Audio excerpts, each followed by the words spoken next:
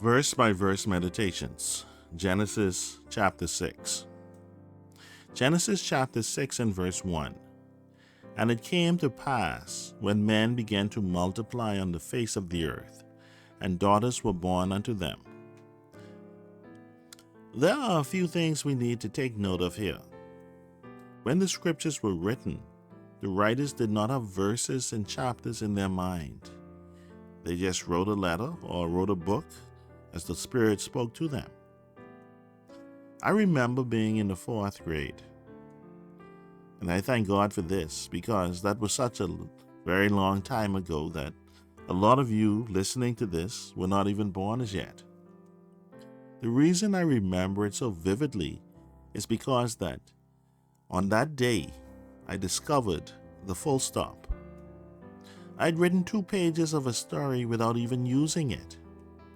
To continue my thought, I simply used the comma and the word "and."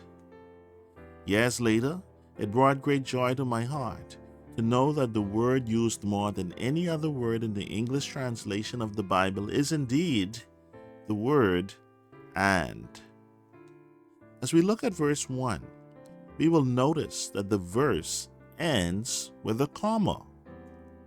Verse 1 is describing a scenario of when.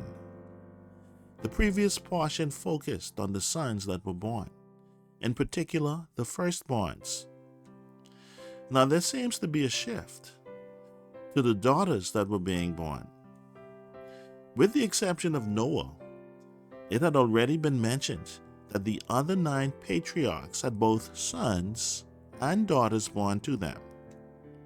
I think that this is a most wonderful thing because it would have been extremely difficult to have any more children if the childbearers were not being born. So what is so special about the childbearer? Well, at this present time, the promise of the seed was with the woman.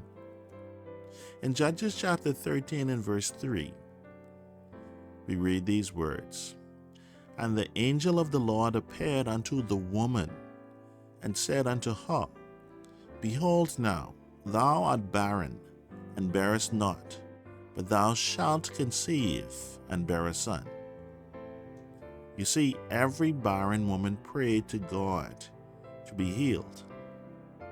So, every man that is unfruitful, he should be doing the same thing.